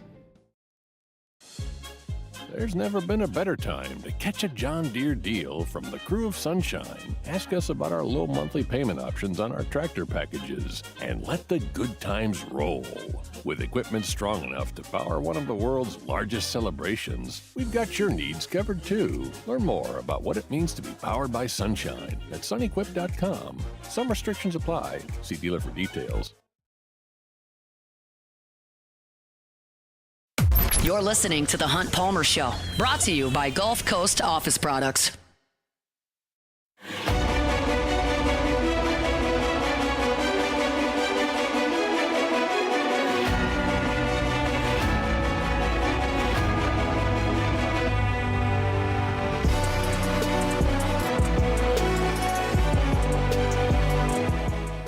ESPN, Baton Rouge, and Citizens Bank and Trust want to help cover your car payments. It's a $5,000 grand prize with a bonus chance to win free car washes from Vinny's Car Wash for 6 months. We're also letting you earn extra entries by subscribing to our LouisianaSports.net daily newsletter. To sign up, visit 1045ESPN.com. Very much appreciate those of you who have gone over to LouisianaSports.net, taking in some of our content over there. It's been awesome to see the growth of the site over the last couple of months, and we appreciate you all for seeking it out. If you're unfamiliar, LouisianaSports.net, completely free. No annoying pop-ups or article limits, anything like that. Just a lot of Saints coverage, a lot of LSU coverage, a little bit of Pels as well, some SEC coverage. Myself on the LSU side of things, Ross Jackson on the Saints, Chris Marler on the SEC. Rivers rocking and rolling with things over there. We got a column from Charles Handegriff every week. So lots of great stuff over at LouisianaSports.net. I wrote my Around the Horn column today, which is going to be up every single Monday after a baseball weekend. And it kind of encapsulates the entirety of the weekend as opposed to just the single post-game stories. So get on by and check that out if you're interested in some LSU baseball. It is right there at LouisianaSports.net. And I want to remind you about Gulf Coast Office Products. All your printing, scanning, copying needs, Gulf Coast Office Products. And the beauty of doing business with the mom and pop shop is that you get great customer service, awesome relationship. They're always going to pick up the phone when you call. But do they have the capabilities to really service all of your needs? You do business with the big box store, might get a great price, but you're going to kind of be a line item, going to have to call a recorded line somewhere in Atlanta or San Francisco or something. Gulf Coast Office Products really splits that difference. They've got the resources that you need. They got $1 million of equipment right here in Baton Rouge. They've got a great staff that can get to you statewide. They've also got an unbelievable relationship with their customers. If you do business with Trey Beal, you're going to hear from him. You're going to see him. I get some tickets from him. He's awesome. He's a fantastic guy, and he's great at what he does. Gulf Coast Office Products. You can check him out at gcopnet.com. All your printing, scanning, copying needs, it's Gulf Coast Office Products. All right. Take it or leave it. Take it or leave it. Take it or leave it. Today's hottest stories in sports, news, and sometimes even Hunt's life. The question is, will he take them or leave them? Just take it. All right, first one here. Reports are circulating that the Cincinnati Bengals are franchise tagging receiver T. Higgins yet again. Take it or leave it. I mean, I'll take it. It's fine. I'll take do it. He's going to get cranky. I mean, that's just not going to go well, I don't think. Now, the top 10 wide receivers make a lot of money, so maybe it is enough that he's okay with it, but I kind of doubt it. He's a guy that wants to get his big deal, and a franchise tag is just going to be on a one-year type deal. So I feel like that's going to go south on him.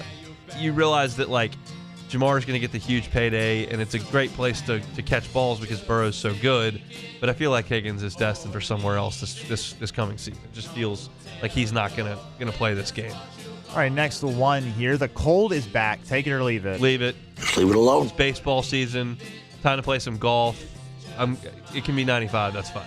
Yeah. Let's just get rid of the cold. We don't need it. We got a low of 28, I think, Wednesday. That's stupid. Nobody wants it to be 20. Doesn't make any sense. I mean, it was pretty balmy on Saturday. Yeah. Box. It was warm. The wind was blowing out. It felt like June out there at the box. I'm of course up in the press box, so I'm not really exposed to all the elements. But yeah, I'm out on the cold. I am excited because I thought you realize, like, when you schedule a trip to North Texas to Frisco in February, which will be February 28th, like, it could be freezing. It could easily be in the 30s, and it looks like, based on the extended forecast, which of course could change, but I feel like the rain can come and go. They probably have a feel for what the temperature is going to be about 2 weeks out, and it looks like it's going to be comfortable in Frisco, so that's a good thing. All right, next one here. There were no issues putting the crib back together. Take it or leave it. We'll take it. We've done some assembling. The crib is done, hopefully for the last time. That's what we're telling ourselves. We got it assembled for Myers. Then we had to take it apart to get it out of the old house and get it into the new house, reassemble it for him to sleep in.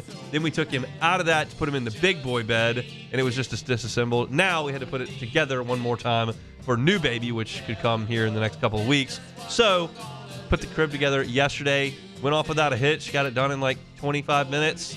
It's ready to rock. So yeah, hopefully that's the last time. I didn't realize that you all had already taken it apart and put it back together that many times. So it makes sense that at this point you would have it down pat. But I was worried about you because you're just not very good at those most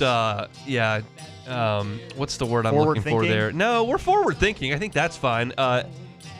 We're not assembly inclined. Well, yes, we know that. So there could still be issues even though we've done it a couple times. That's true. That's very much in the realm of possibility. But nothing happened. We're all good. All put together. All right, last one here. A king cake burger. Take it or leave it.